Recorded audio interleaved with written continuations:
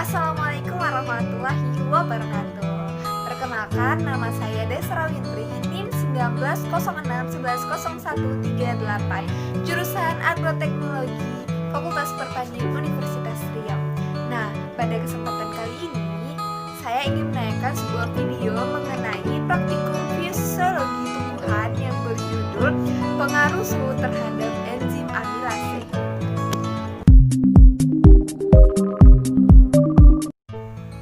Menurut pendapat Smith, pada tahun 1997 menyatakan bahwa pengertian enzim adalah biomolekul berupa protein yang berfungsi sebagai katalis atau senyawa yang mempercepat proses reaksi tanpa habis bereaksi dalam suatu reaksi kimia organik.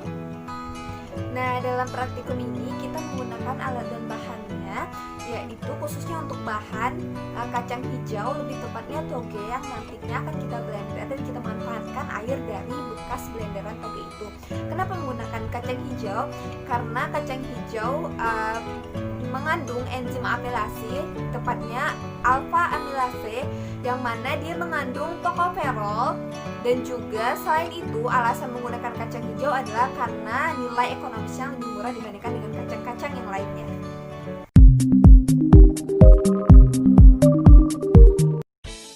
Alat dan bahan yang dibutuhkan yaitu toge sebanyak 200 gram, kemudian sediakan juga saringan, lalu sediakan juga blender, ceret, aqua gelas, dan tempat untuk hasil penyaringan. Jangan lupa sediakan juga beras. Dimasukkan 200 gram toge ke dalam blender untuk di blender, dan nanti airnya akan diambil. 200 gram toge dimasukkan, kemudian ditambahkan air sebanyak 1 gelas untuk hasil blender yang pertama.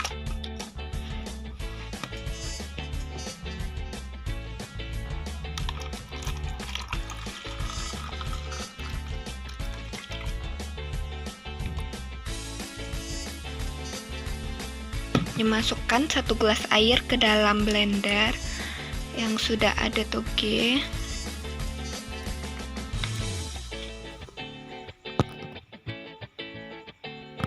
Kemudian ditutup dan dinyalakan.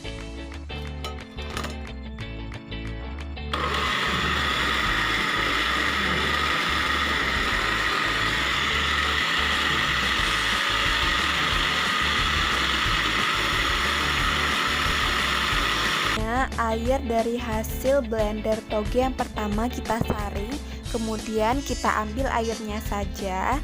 Oleh karena itu kita memerlukan bantuan saringan, dan kemudian airnya tadi kita nanti akan letakkan pada ceret.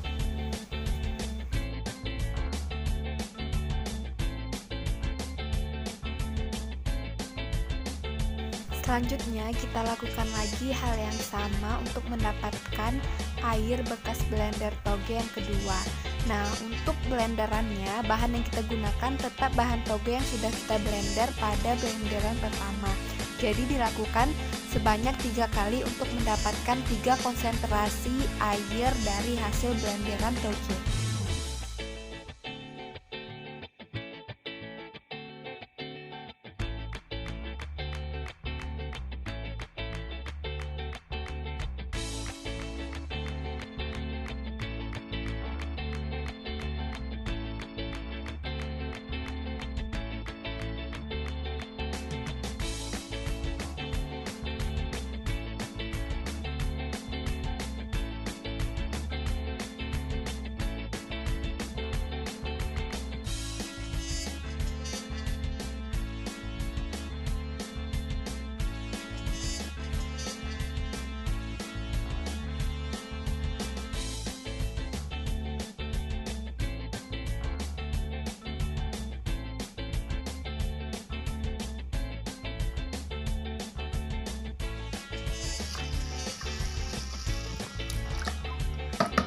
air cucian beras.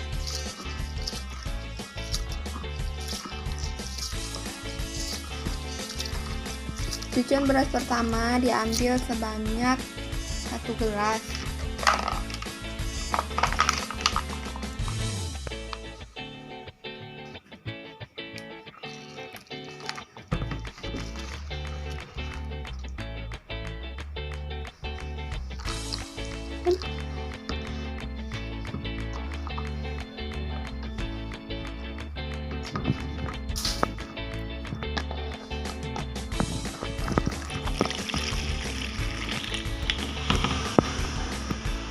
Ini air cucian beras pertama diambil sebanyak 1 gelas. Kemudian dimasukkan ke dalam ember.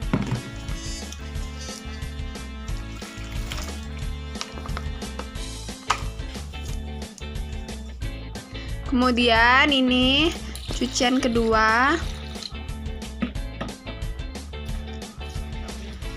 Diambil lagi airnya setelah dikeringkan tadi.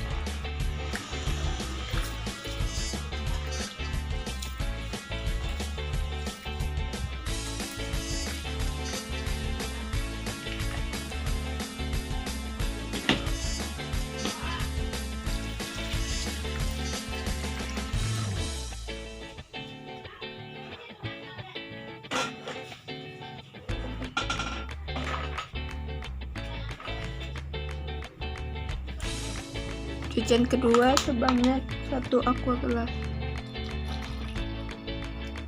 Digabungkan. Kemudian diambil lagi.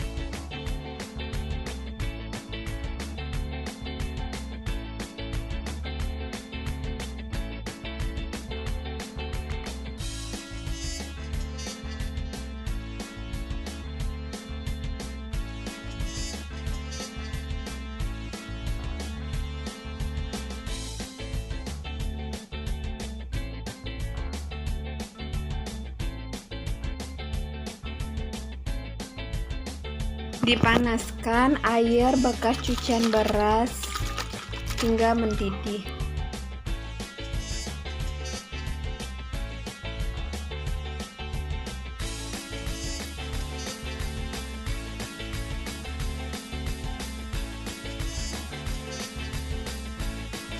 Setelah mendidih, kita salin air bekas cucian beras ini ke dalam sebuah wadah. Baiklah, selanjutnya tetesi air betadin pada air dingin, dimulai juga dengan stopwatchnya. Kemudian ditetesi juga pada air panas.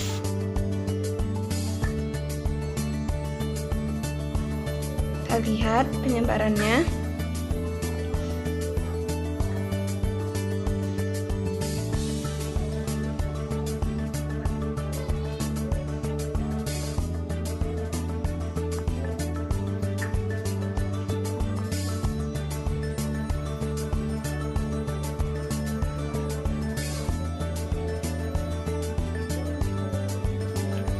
Yang air panas warnanya berubah menjadi hitam gelap, sedangkan yang ini juga ada hitamnya tetapi masih ada yang berwarna emas.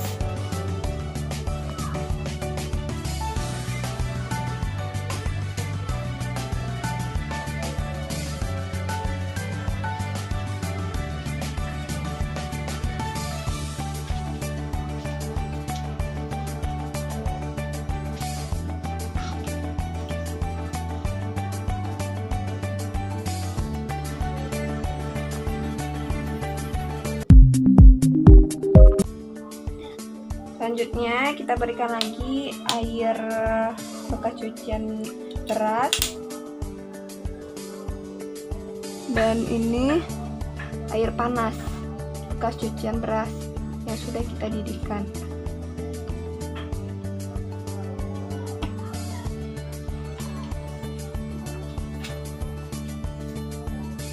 Selanjutnya kita teteskan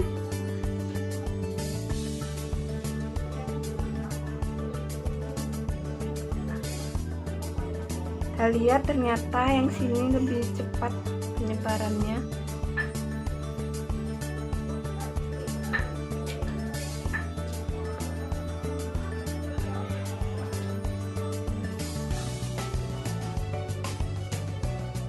Perbedaan warnanya juga terlihat.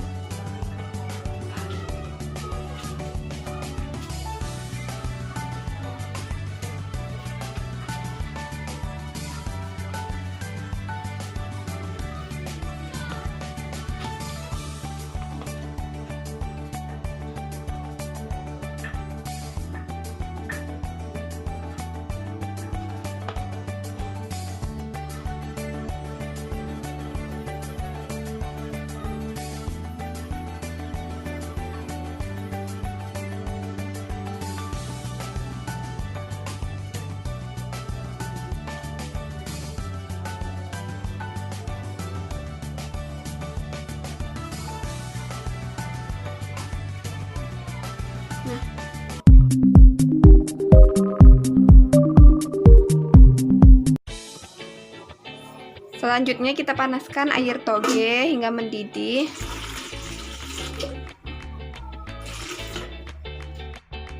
Lalu diambil airnya menggunakan gelas. Ini air toge yang sudah dipanaskan, kita letak di yang kedua.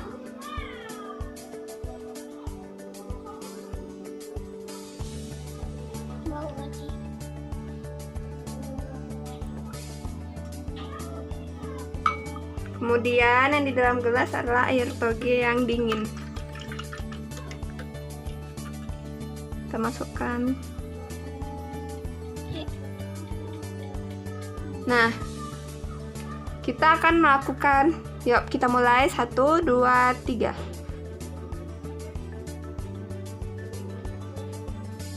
Kita lihat. Nah, warna ini sangat berbeda. Dan juga ini langsung menyebar dia. Lihat perbandingannya.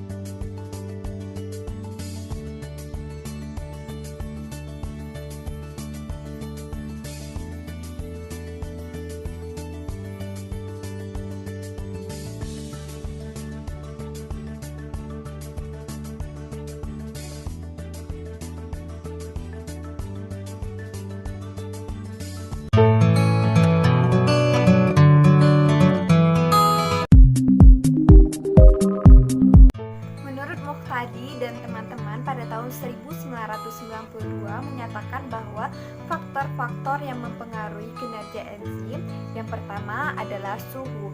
Untuk kinerja enzim, suhu optimumnya yaitu pada 35 derajat Celcius sampai dengan 40 derajat Celcius.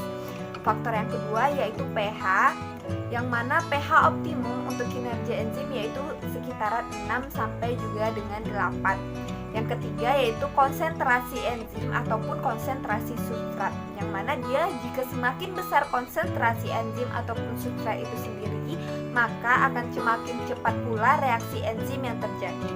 Yang keempat yaitu inhibitor. Inhibitor adalah molekul yang menghambat aktivitas atau kinerja dari aktivitas enzim itu sendiri, sehingga semakin banyak inhibitornya maka kinerja enzim akan semakin terhambat. Kemudian yang terakhir adalah aktivator. Aktivator ini adalah kebalikan dari inhibitor, yaitu memaju atau mempercepat dari reaksi atau aktivitas enzim itu sendiri.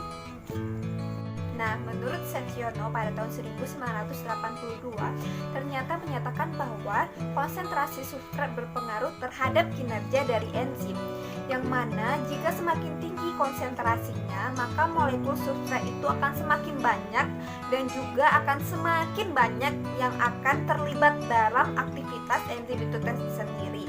Nah, sesuai dengan pengajian praktikum, kita dapat melihat bahwa konsentrasi substrat pada air blenderan toge lebih cepat bereaksi betadin tadi dibandingkan dengan air bekas cucian beras.